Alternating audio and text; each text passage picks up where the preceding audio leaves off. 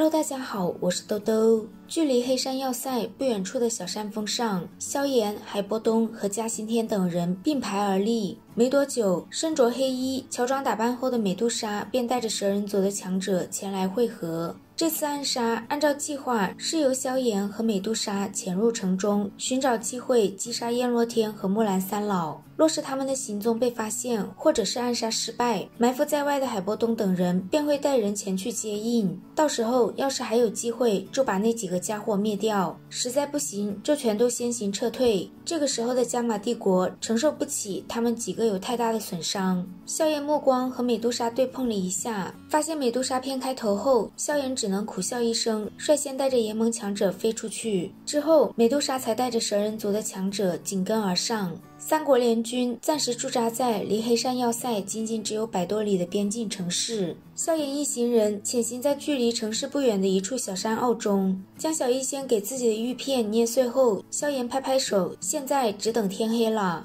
说完，萧炎为昨天的事低声向美杜莎道歉。自从认识萧炎以来，这还是美杜莎第一次听见他跟人道歉。美杜莎嘴上说着“你也是会道歉的嘛”，脸颊不由自主地柔和了一点。萧炎向美杜莎保证，2年之内自己一定会炼制出天魂融血丹。对于萧炎如此看重这件事，美杜莎心中很是欣喜。这时，小医仙也将城中的地图传了过来，地图中标明了焰落天和木兰三老各自所在的方位。焰落天在城中北方，而木兰三老则在西边，两人势必要分头行动。见美杜莎主动揽下最危险的焰落天，萧炎心中十分感动。在夜色的掩盖下，他们2人躲过巡逻的斗王强者，进入城市中。分开前，萧炎让美杜莎得手之后立刻离开，前往黑山要塞集合。美杜莎有些迟疑，她要离开自然没什么问题，但萧炎若是陷入围堵的话，想要逃跑怕是有几分危险。感受到美杜莎的关心，萧炎让她放心，自己虽然不是斗宗，但真要逃跑，斗皇中没多少人能拦住他。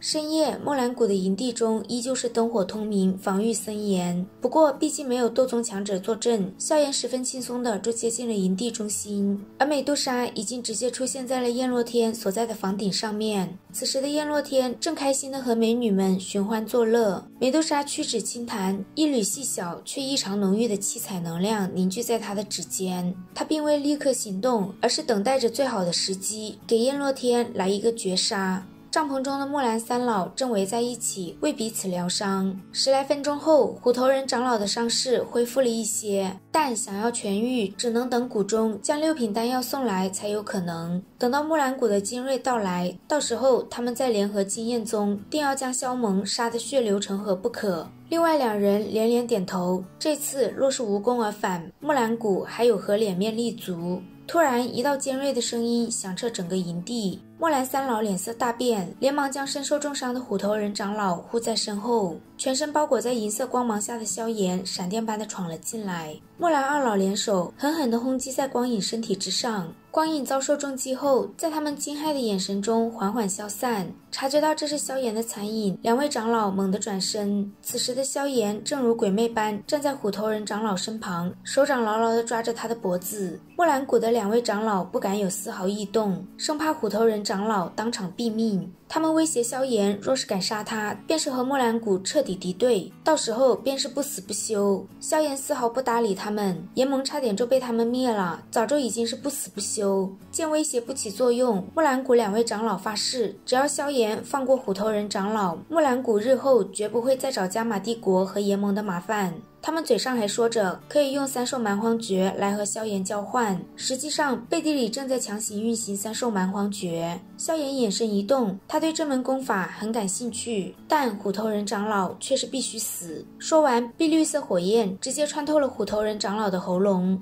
木兰谷的2位长老顿时眼眶欲裂，失去了虎头人长老，3兽蛮荒诀便无法施展。木兰谷也失去了震慑帝国内其他势力的实力。愤怒的2人怒吼着，定要将萧炎挫骨扬灰。整个营地中的强者顿时爆射而出，将萧炎死死地锁定。这里加上木兰2老，就足足有5位斗皇强者，他们联手，即便是萧炎也得暂避锋芒。但现在所有退路都被堵死，萧炎根本没地方避，只能硬闯。他狠狠地掰断虎头人长老的手指，取下纳戒往怀里一塞，萧炎一拳打爆一名拦着他的斗王强者，拼命地冲向营地外，但却被一名斗皇强者拦住了一下下。就这一下下，木兰二老就冲了过来。虽然萧炎暂时将他们两人击退了，可木兰谷毕竟人多势众。就在萧炎准备再度施展火莲时，美杜莎出现在他面前。看到萧炎浑身的鲜血，美杜莎顿时流露出一股杀意，她会让那两个老家伙付出代价的。随后她让萧炎先走，自己断后。萧炎走后，美杜莎迅速来到木兰二老面前。没有了三兽蛮荒诀，他们两人连美杜莎一击都接不下。美杜莎当着木兰谷众多强者的面，将木兰二老手指上的纳戒扯下，然后朝着营地之外而去。一出营地，美杜莎就看到了等在半空中的萧炎，而这时金焰宗的强者也快追了过来。美杜莎一把抓住萧炎的手臂，带着他消失在夜空之中。在他们俩刚出城时，一股磅礴的气息从毒宗所在的方位弥漫，发现追不上后，这股气息又不甘地迅速撤回。萧炎和美杜莎见并无追兵，都松了口气。他们和海波东等人会合后，萧炎从怀里的纳戒中得到了三兽蛮荒诀的其中一份，可惜只有一份，即便得到了也没什么作用。就在他摇头遗憾时，美杜莎拿出自己得到的2枚纳戒，让萧炎在里面找找有没有剩余的2份。得到完整的三兽蛮荒诀，萧炎忍不住大笑出声。今日能有这种收获，简直出乎他的意料。看到萧炎脸上的笑容，美杜莎再度从纳戒中取出一卷金黄色的卷轴给他，这是他从燕洛天身上得到的天焰九行翼，属于金焰宗的不传之秘。金焰宗最擅长的就是速度，燕洛天要是真的逃起来，即便是美杜莎都追不上，而这全是因为他修习了天焰九行翼的缘故。天焰九行翼算是飞行斗技的制作方法。萧炎握着卷轴，想必这东西对美杜莎也有不小的效果。美杜莎迟疑的点头，若是用高阶材料炼制，对她的确有用，但若是一般的材料，效果并不大。萧炎将卷轴收入纳戒，等日后凑齐了材料，他便先帮美杜莎制作一个对她有用的飞行翼。随着燕洛天和莫兰三老的死，三宗也都彻底退去，联盟也完全取代了以往云岚宗在帝国人心中的地位。加玛帝国也履行了承诺，将靠近魔兽山脉的一片阴凉区域划分给了蛇人族。随着战争退去，萧炎又开始了偶尔修炼，偶尔当着众多炼药师的面炼制丹药的日子。身为炼药师，最看重的就是炼药术。萧炎的拿手绝活让丹堂那些心高气傲的炼药师对他心服口服。因为蛇人族换地盘的大事，身为族长的美杜莎也暂时和萧炎告别，带着众多蛇人大举迁移到魔兽山脉附近。美杜莎跟在身边的时候，神经大条的萧炎没什么感觉，但现在他一离开，萧炎总是感觉心头空荡荡的。发现自己的这种情绪后，萧炎有些懊恼，因为他想起了深深印刻在自己内心深处的薰儿，他的目光有些茫然，一时不知该往哪个方向想念他。最后萧炎只能低声呢喃，让薰儿等着他，他会尽快去找他的。而此时的薰儿看着诡异浮现的灵隐，迫不及待地询问他萧炎如今的消息。听出薰儿语气中的急切，灵隐心中一叹，几年过去了，薰儿还是只有在听到萧炎的事情时才会活泼一点。听完萧炎的近况后，薰儿让灵隐尽量派人搜索一下魂殿所在，看样子当年肖战的事情也是他们动的手脚。不过魂殿异常诡异，他们的总部就连古族中也是少有人知。薰儿眼中闪过一抹冷意，魂殿若是敢让萧炎有所损伤，自己定会让他们付出难以承受的代价。说完，薰儿眼中猛地涌起金色火焰。林隐脸色突然一变，他想起最近族中经过几次争议，终于决定派人赶往加玛帝国，去萧家搜寻那份钥匙。他的话音刚落，就被薰儿爆发的恐怖气势震得急忙后退。金色火焰在薰儿周身流动，他身形一转，便冲着山峰下而去。联盟总部的丹堂，如今的繁华程度已经远超曾经的炼药师公会。萧炎、法玛和海波东3人正在丹堂深处的高级炼药室，这里只有他们俩和一些达到5品的高级炼药师才有资格进入。萧炎让5品炼药师分工炼制的噬生丹已经成功炼出了2枚，海波东也已经着手开始培养死士。只要噬生丹能够跟上，半年内联盟应该会多出10名斗王强者。萧炎表示他和法玛若是有空闲都会出手炼制，但再等一段时间，他或许要离开一趟，到时候一切便只能依靠法玛长老。而且萧炎需要不断的提升实力，肯定不会窝在加玛帝国。现在他只想尽快将联盟的大事安排妥当，然后去探索强者林立的斗气大陆。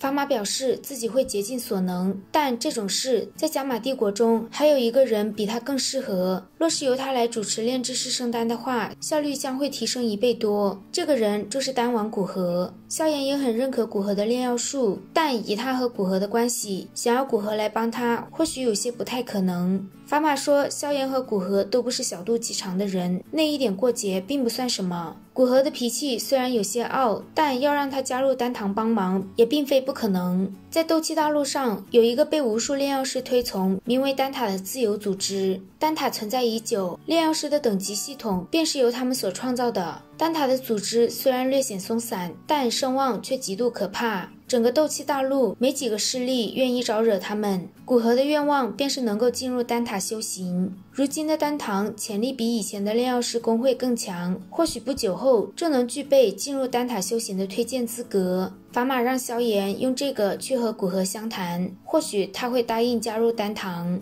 对于招揽古河，萧炎非常感兴趣，所以第二天一大早他就带上海波东，让法玛带路去古河那里。云岚宗解散之后，古河住在距离云岚山不远处的僻静山脉中隐居。萧炎到了之后，就见到了古河的弟子。对于这个曾经算是自己对手的人，萧炎十分客气，让他向古河大师通报一下。古河走出房门，问萧炎他们今日是来找麻烦的，还是有其他的事？法玛摇头，笑骂古河还是那副讨人厌的样子。古河知道人是法玛带来的，他让萧炎有事便说，没事的话就不陪他们久待了。萧炎直接开门见山，说自己想邀请他加入联盟的丹堂。古河露出一抹古怪之色，懒散地挥了挥手，说自己挺喜欢现在这种生活，不想去那些大势力中凑热闹。至于法玛说的进入丹塔修行的资格，以他现在的炼药术，并非没有其他的路子。萧炎见法玛信誓旦旦说的条件，古河丝毫不心动，不由得有些无语。这个老家伙果然不靠谱。而法玛脸上的尴尬之色也越发的浓郁。看萧炎很想让自己加入丹堂，古河说也不是不可以，不过萧炎得答应他一个条件，那就是和他比试一场炼药术，若是萧炎赢了，他便加入联盟。